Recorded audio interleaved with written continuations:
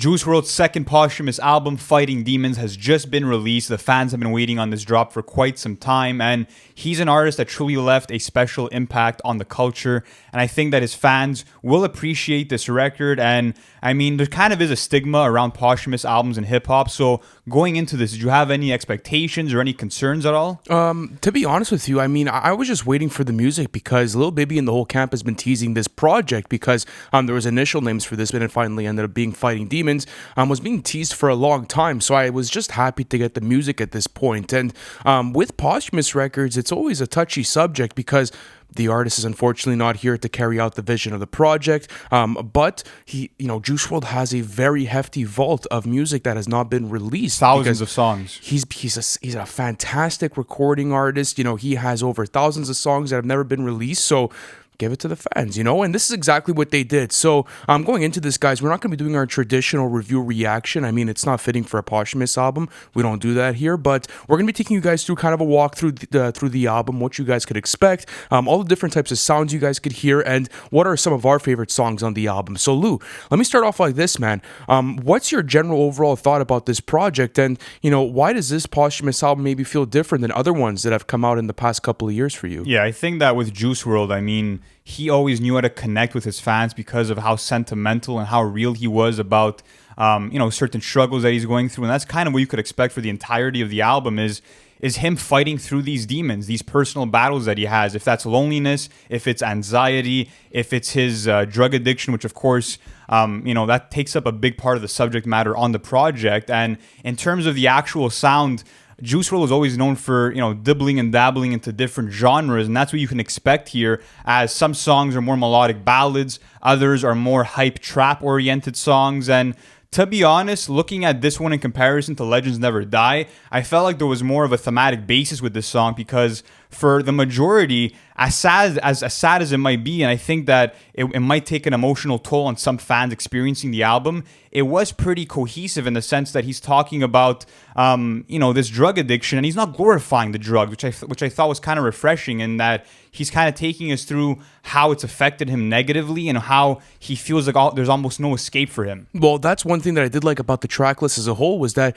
it was coherent and that there was this message within it. And it was that, Juice WRLD was trying to get through all these types of different struggles that he had, no matter the song. And it was also a thing of like, he would usually play with sometimes his vocal changes or sometimes the way that he would be delivering certain songs and would slur some words out, or, maybe in the recording process, he was in a certain state of mind, and you hear that throughout the whole track list. And I also like the moody sort of vibe there is to the whole track list. I mean, that's something that Juice WRLD's always been known for, especially, like you have some good guitar riffs throughout it, you have some Metro Boomin production, on an example, a song like Burn.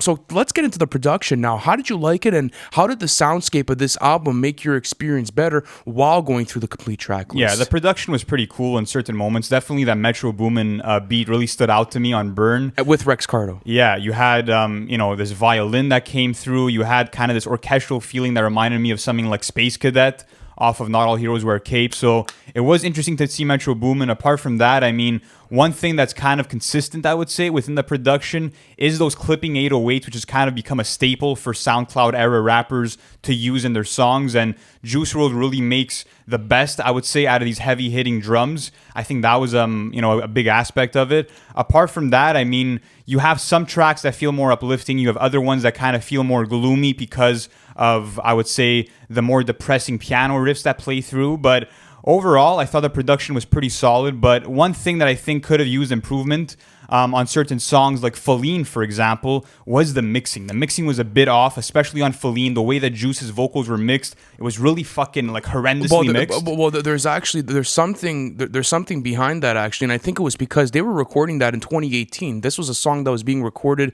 in the Goodbye and Good Riddance sessions. It never got finished, and apparently they had an open slot for a verse, and only ended up finishing it in the sessions for World on Drugs, the collaboration album. Was it a tape or an album? It was a mixtape. Future and Juice. It was considered a mixtape between Juice WRLD and Future. So maybe it was because it was extended, but I agree with you. I mean, this is the thing though with posthumous albums. I don't necessarily even expect that anymore, because I understand that there's going to be things that are going to be hard to blend in. I understand that there's obviously going to be, verses that are plucked in, and plucked out into certain aspects. So that was something that I was expecting. So I didn't necessarily, that wasn't a letdown for me. How did you feel about the 18 songs? And also talk to me about, the 2 singles that had came out prior to the actual album release. Yeah, in terms of the 18 songs, I thought that it was merited. I thought that, in today's day and age, especially for posthumous albums, we've kind of come to expect these longer track lists, but it didn't feel too overwhelming because you also had some skits that were kind of refreshing, with Eminem talking throughout one point, talking about his Vicodin addiction. That was an interview from 2012, actually. Yeah, it was. You also had Juice WRLD kind of doing the spoken word freestyle, which was really awesome. So that kind of made the track list less monotonous because they weren't actual full-length songs. So it was kind of a breeze to go through. And in terms of the singles, Wandered to LA is kind of more pop-oriented. You have Justin Bieber on there, who's, kind of singing about heartbreak. And I felt like his vocals felt a bit too synthetic, while Juice WRLD seemed more raw. So kind of a weird distinction between both their voices. Already, that was a strong single, though. But let me ask you this. What did you think of the features? Because I was super surprised to see that there were only 4 featured artists on the whole project. And to me, that was something that I was happy about, because a lot of my favorite Juice WRLD songs, and especially my favorites on this project, are the ones without features. So what were your thoughts on it? Well, I think it was a very good move. And I think going back to earlier posthumous projects, a big flaw or gripe that I have with them is that sometimes it just feels like everyone's trying to get on one track list, or everyone's trying to, hop onto a certain album and just put their name there. But with this, it was nice because you only had Polo G, Trippie Redd, BTS, and Suga. That was really the only... Well, it's Suga from BTS. It's Suga from BTS, my bad. And then there was one more, hold on a second, and Justin Bieber, of course. So out of the 4 of them, I think, listen, they were nice additions to the track list. Obviously, Suga from BTS and Justin Bieber are going to add more of a pop aesthetic and sort of more of a pop feel to the record. And Did you like the Korean singing? It was fire. I mean, Yeah? it was okay. I didn't necessarily was able to make out what was going on, but I was like, okay, you know what? That's nice. It was refreshing for a project. I actually translated it, and really? What's actually cool about that song, it's called "Girl of My Dreams," is that Juice WRLD starts off singing about how he's immersed into this relationship and he's kind of feeling like he's in love, while Suga from BTS, on the second verse of the song, he's actually going through how he's falling out of love with this girl and how he's going through heartbreak. So for the concept of the song, I thought it was well executed. In terms of Feline featuring Polo G and Trippie Redd, that Polo G verse was totally unnecessary. Thought that I think maybe that was the one that was plugged in, because I was reading something on Genius actually. Here, I'll read it out for you guys. I have it over here. Yeah, on Feline, Juice WRLD joins forces with Polo G and Trippie Redd to criticize and scarce their opposition. Feline was originally recorded in early 2018 during the sessions for Juice debut studio album Goodbye and Good Riddance, and then it was unfinished, and apparently they ended up plugging in a verse. They didn't specify which one, but I think that's why maybe you have a gripe with it, that it doesn't necessarily feel finished. So overall, I mean, yes, the features were definitely merited, well calculated. I think the fans are going to enjoy it, but I also think that the fans are going to enjoy the fact that most of the runtime on this album is going to be coming from Juice WRLD, and the content matter is extremely raw and deep through this. So let's go through it a bit more throughout it. So what were your standouts as far as content matter throughout the album, as far as songs go? My favorite song, I would say, is probably You Wouldn't Understand. I love the duality of singing and rapping, but in terms of actual subject matter, my favorite one probably has to be From My Window. And I absolutely love the imagery that Juice WRLD sets up with this track, just because he's taking you through his paranoia, and that's evident right with the name of the song, From My Window, as if he always has to look over his shoulder. And in that song, he's kind of rapping about how he doesn't really trust many people and how he's used the money he's gotten from his record label to actually buy ammo, as if he's Rambo. And he's kind of just talking about how he feels this need to be protected. And through his bleak tone, you could see that he is anxious during this time. So the way that he actually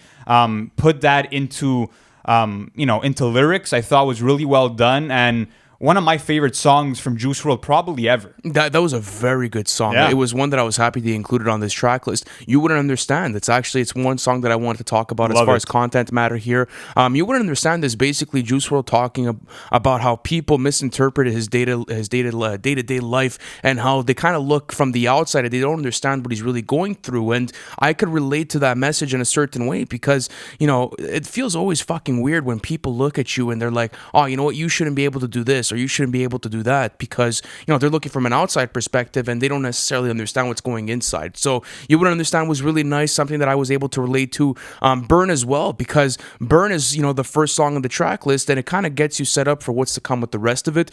Juice WRLD is talking about his struggle with substance abuse, but he's also talking about the truths within it and what you could actually take out of certain things. So that's what I liked about it was honest and brutal to the point. So kind of fitting for the song Burn. Yeah. Also Doom. Doom was a really good song too, because he's saying that legit, like, I'm finding my doom. I'm gonna find my endfall through these drugs, and that's super fucking heartbreaking, especially finding out what happened. So I mean, overall, just a super deep album with a lot of emotional cuts.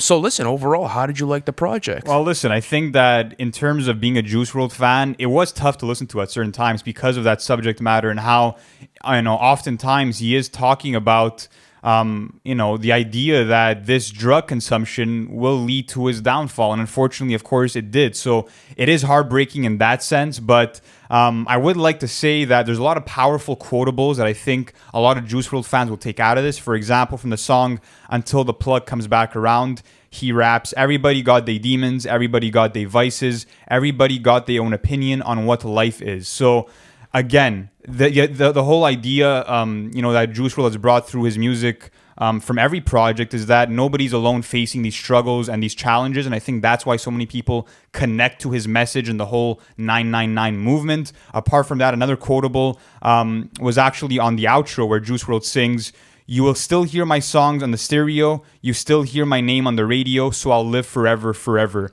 And it's crushing and it's mind-boggling to think that it's as if he knew he was going to pass. You know what I mean? That's what's kind of tough to listen to when he's kind of singing or rapping about those types of things. But overall, I thought that the project was really solid. I thought that for a posthumous album, it was put together with a lot of care, because at the end of the day, despite all the content matter that's engulfed in this drug consumption and how he actually copes with his mental struggles using these drugs, at the end of the day, he's kind of advocating against it, saying how it's led him to this downward spiral. So I think that for this new generation where we've kind of suffered a lot of loss from the whole opioid crisis, this is a powerful message. And I think that this makes perfect sense, because we have to learn from a situation like this, from this unfortunate passing, and musically, it was a good tribute to that, I would say. I do agree with you. I was very impressed with the cohesion of the project. I didn't expect that at all, to be honest with you. They put it well. They did put it well together, and I also think that one of the skits where Juice WRLD speaking, where he says that I don't necessarily have any shame in talking about this, and I don't necessarily want to stop myself from talking about this because I know it could potentially help someone, is the perfect narrative for this album. And if like you guys ever need help with anything at all, whatever it is, if you guys feel like you're struggling with it, speak with it, let people know how you're feeling, and get the help you need, because it will put you in a better place. So I think that's what Fighting Demons really stands for, is to find that peace and that solace within yourself, to be able to continue striving and pushing forward. So overall, I like it. I think it's a great record. It's going to be one that I'll have in my rotation. I'll revisit this, and I think overall it was a good listen. I had fun doing it. I definitely did. I think it's a good album, and I think that the Juice WRLD fans will cherish it, despite a lot of these songs having been already leaked.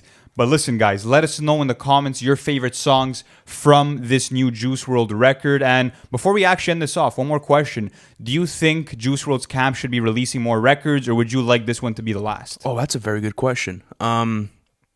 Low-key, they're 2 for 2. I mean, they haven't released a bad posthumous record yet, so yeah, I guess so. I mean, if because I know the fans are so hungry, right? Like, that's the thing too, is that if the fans are hungry, you might as well release the music. So yes, but I think they have to be a bit more careful. I think some verses still sounded unfinished. I think the mixing wasn't the best it could have been. So as long as they keep treating it with care, which they did for the majority of the project, then I'm open to it. But at the end of the day, I wouldn't want, a Tupac situation where we're getting 6, 7 posthumous albums.